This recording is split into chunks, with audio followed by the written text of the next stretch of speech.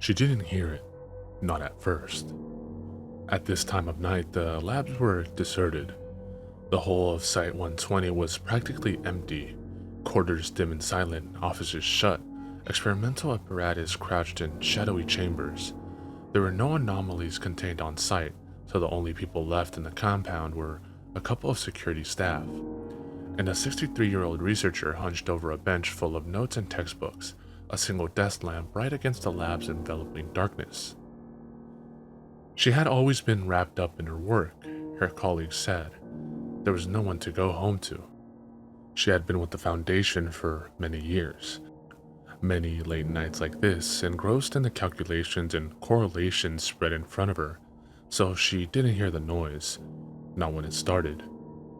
A soft, crackling hiss from the far corner of the lab, a sound like wet leaves in a fire, like whispers from a dried-up throat, just at the edge of hearing. It wasn't until she breathed in the smell, faint but thick with rot, that she started from her work, turned, and noticed the sound. The researcher pulled herself down from her lab stool, that familiar stiffness in her hips, an unwelcome reminder of the hours and years she had been in the lab. Absently, she pushed her glasses back up and peered across the darkened room. The noise was still there. A few seconds of listening failed to resolve it into anything readily explainable. She had taken 4 steps across the lab when the lamp behind her blinked out. Swallowed in darkness, she froze. The noise had been gone. Her breathing had grown rapid and shallow, and she forced 2 deeper breaths before taking out her phone and switching on the torch. After a moment's hesitation, she turned back to the workbench to see what had happened to the light. As the torch beam swung, the first thing she registered was that there was something different on her pile of work. Something foreign, dark, wet, bloody. Her brain caught up. It was a human kidney, complete with ureter and a tangle of blood vessels. It glistened in the torchlight, a crimson stain seeping into the paper beneath it. Her throat grew tight. The noise started again. It was thicker, somehow, moist. She looked over her shoulder, indecisive. Her brain was blank, reacting without thinking. 1,000 other choices pushed out by the sheer impossibility of that noise. This mangled organ in front of her. Stay here or go there. Almost before she realized, she was walking cautiously across the shadowed room towards the source of the sound.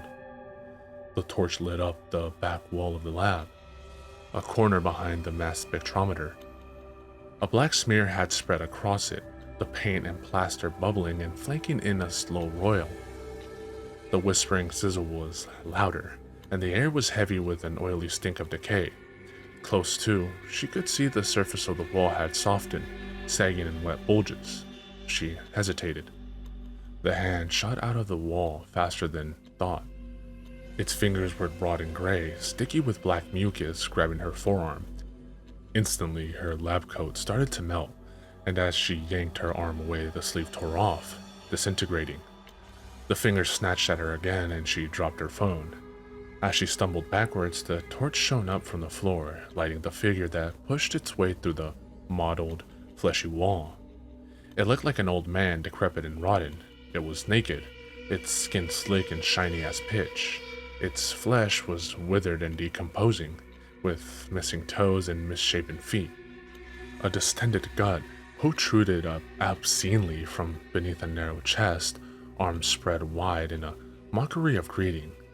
Above a ruined throat, she saw a 2 wide mouth locked in a rictus grin, and eyes. Oh God, those eyes. The thing emerging from the wall before her looked like a man, but its eyes were gray and flat as a shark's. The researcher took another 2 steps back, reaching behind her for something, anything solid to hold. Her breath caught in her throat. The old man stood still, dripping black foulness onto the floors as the tiles began liquefying beneath him. Her phone sank beneath the surface. The torch flickered out. In darkness, she ran. She was panting by the time she reached the lab door, ruining her age. The extra weight she carried, every exercise session postponed, As she turned to close the doors behind her, she could see that hideous figure pacing deliberately across the room. Something about its lack of hurry unnerved her deeply. She forced herself to keep running down the corridor, calling for the night guard, hoping he was close. "Frank! Frank!" After the second turn, she saw him halfway from the guard station, gun in his hand. "What's wrong?" Frank jogged up to her, and she doubled over, spots in her vision. "Frank, thank God, it's..." Her chest was heaving and she could hardly speak. How could she describe what she had just seen? "Slow down, eh? Take a second to..."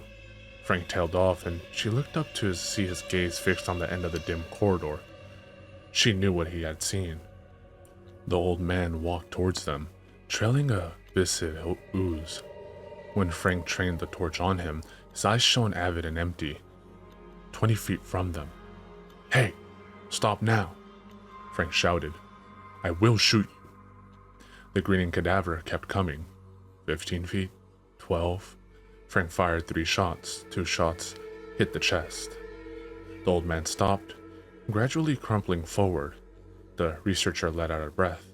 The glistening corpse sank into the floor, swallowed by the slime it had generated. She felt sick with shock. "What the fuck was that?" Frank started towards the blackened floor, but she held his sleeve. "Wait, I think it's some kind of acid." Her voice was hushed. Her throat felt raw. "We need to call someone." Frank pulled out his radio but paused, his thumb over the button. "Not until I know what to report." Suddenly, she didn't want him to move away, not even a few feet. "Please," she said, stepping into Frank's path. "There's nothing like this on the database. There's nothing. We need a MTF." "Hey, don't tell me my job," said Frank, sounded piqued. "First, I need to..." "No!" She was gripping his sleeves. "Frank, I know dimensional anomalies. And this was from one. I saw it step out of a wall." Frank tried to shrug her off, but pushed too hard. She fell awkwardly, a wrench of pain from her ankle. Tears sprang to her eyes, and Frank was instantly regretful. "Oh God, I'm sorry. I didn't mean..." He cut off, as a glob of black mucus landed on his radio, setting it fizzing. Frank dropped it like he had been stung and glanced upwards. The next drop landed in his right eye. The researcher scrambled backwards as Frank roared and clutched his face. She could hear the hiss as the corrosion ate at his eye socket from the inside. Then she saw that grinning face emerge from the dark patch on the ceiling. The old man dropped onto Frank's back. One hand slid into the muscles of his shoulder like it was dough, and Frank's roar became a scream. As he crashed into the wall of the corridor, she saw the other hand sink into Frank's throat and tear, and the scream was abruptly cut off. Frank started to collapse into the wall as it darkened around him. The last thing she saw was those eyes, locked on hers as they sank back into the dark blackness. Empty eyes, but somehow full of promise. Her heart pounded, and the taste of bile was in her throat. She tried to stand, but she was lightheaded and her ankle was throbbing. She had to run. She had to run. Every second not running was death. Dragging herself up on a cabinet, she tried to think, eyes flicking between the ruined radio and the puckered bruises on the wall and floor. Run. Where? Guard's office. The alarm. She forced herself forward, gasping at the pain in her foot. Her lungs burned. Every shadow in the half-lit hallway loomed like a threat. Not much further now. Don't look behind. Each step was a battle, trying to move faster to stop her leg from buckling. Forward momentum was the only thing keeping her upright. She rounded the last corner, saw the guard station at the end of the hall. It looked empty. She could make it. With a grunt of effort, she pushed herself to a final run, closing the final yards and crashing through the guard room doors. Her first step inside sank shin deep into the frothing muck that used to be the floor. She fell and her hands were caught too, skin burning as they were sucked deeper into the ground. Looking up, she could see the console with the alarm button, just out of reach, and she wailed in sick despair. It was the last sound she made before the world was consumed by night. Death did not come. She was submerged in a lake of pitch, but somehow the researcher could still breathe, could still think. Was she still falling? She couldn't tell. All feeling had vanished, her skin no longer stinging, although the blood still pounded in her ankle. She stayed there suspended for minutes, unsure of the passing of time, or what this meant. Then the gloom lightened, blurred, and resolved into a tiled floor. The gray light showed her a room she didn't recognize, but which was somehow familiar. Dust-dead leaves and scraps of metal were strewn across the floor, and one of the walls had buckled in on itself. She pulled herself over to the door and looked out into a dilapidated hallway, mold and rust covering the ceiling, and the floor contorted like a writhing snake. There were no lights, but the hall was lit by a gray-green glow, a sickly aurora undulating sluggishly across every surface. She'd been right. It was a dimensional anomaly, probably controlled by that thing. The researcher felt desperate. Probably it had made this place or had lived here for years, so it would know every inch. But if she had fallen into it, that meant there was a way out. She just had to keep moving and she would find it. She limped into the corridor, clambering over collapsed furniture and wiping plaster dust from her hands. The familiarity of the place snatched at her thoughts, but she tried to ignore them. Keep going forward. Look for an exit. Don't think about what might be behind you. Don't think about Frank. Don't think about that grin. Those eyes. A metallic buzzing grew louder, and she realized that it had been there since she arrived in this place. She tried to move faster. A gust of wind blew around her, fetid. Her heart was racing again. This place was familiar, but how? She needed to stop, just for a moment. She grabbed at a door handle, relief flooding her when it opened. She walked into her old apartment and spun in confusion. This was impossible. The disarray of the halls was gone. Everything here was in its proper place, but nothing about this place was proper. She had left this apartment more than 30 years ago. The building had been torn down. The researcher sped across the room, the need to rest forgotten. Everything here was hers, her books, her furniture. The window showed the same view, an incongruously bright day. How? She raced to the bedroom, her bed made, everything neatly put away. She opened the closet and the corpses fell out onto her. It was a mountain of decomposing limbs and organs, limp and slick. They slithered down at her under the weight of the pile, trailing gore. She retched at the deep, foul smell of putrescence, failing wildly to pull herself free. A bloated hand pawed at her leg as it fell, and she felt something slippery and soft under her feet as she stood. This assemblage would have taken dozens of bodies, she thought, still gagging. As it slumped further, it exposed a face she recognized. Frank. A deep hole where his eyes had been, and his neck was torn open, black jelly dripping from the flesh. Her eyes scanned the line of his body and saw his leg twisted viciously upwards, exposed bone protruding where the foot had been ripped off. She was trying to hold in a scream when she heard movement from the back of the closet. Without thinking, she ran. Behind her, the sounds of sinewy limbs pulling themselves clear of the corroded wall. She bolted for the door to her apartment, ankle screaming at her. She could feel the old man enter the room, only a few steps back. The metallic buzz constricted around her as she emerged. Staggering down the hallway, realization overwhelmed her. This wasn't some old hospital or school. Her apartment had given her the answer. It was twisted, corrupted, but this was Site-120. She couldn't think about why that was. What it meant right now was that she might know a way out. She took another left turn, skidding on the wet floor and crashing her head on the opposite wall. Her ears rang. The footsteps behind her were louder, closer. She dragged herself onwards, her breath a whimper from the pain in her foot. One more corridor and she should be back to the guardroom. She hoped like hell that the dimension parallels held up. The footsteps grew closer. She could hear the drip of ichor. Her vision grew dark. The hall telescoped in front of her. A hand clutched at her back, her lab coat melting to tatters. The guardroom was just ahead. She was exhausted. She couldn't make it. The floor beneath her started to bubble.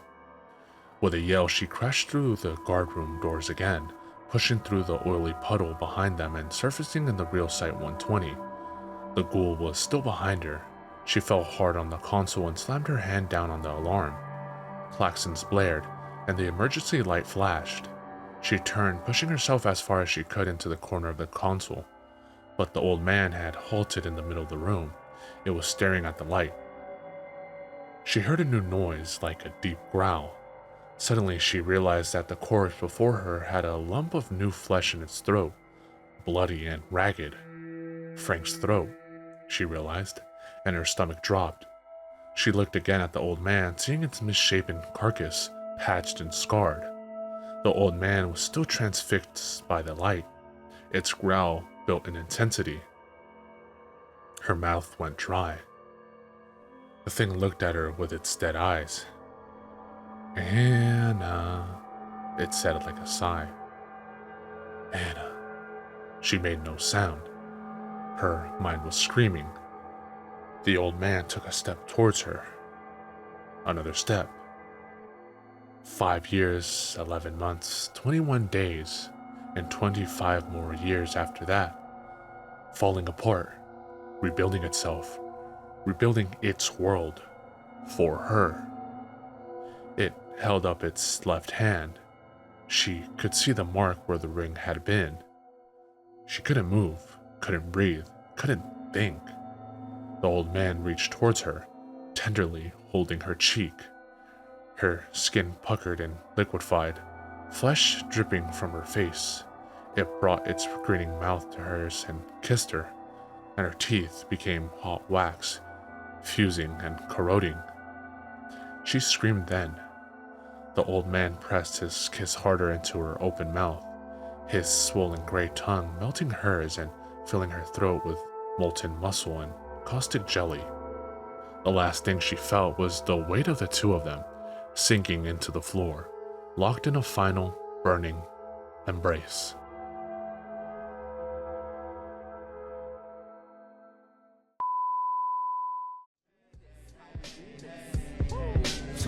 Letting the blow, plus getting the dough. We be checking your hoe while you sweating the flow. I be's intellectual, incredible, flexible. I turn the virgin sexual, impeccable, but technical. I be the first letter, you ain't know. Check the alphabetical order. My natural elements, chemical shorter to leave it cruel. More bloodier, dimensional waters. On the 28th, your thoughts are pennyweight. I'ma generate these bonds. Watch as I detonate. At any rate, I separate like races. Niggas segregate you featherweights.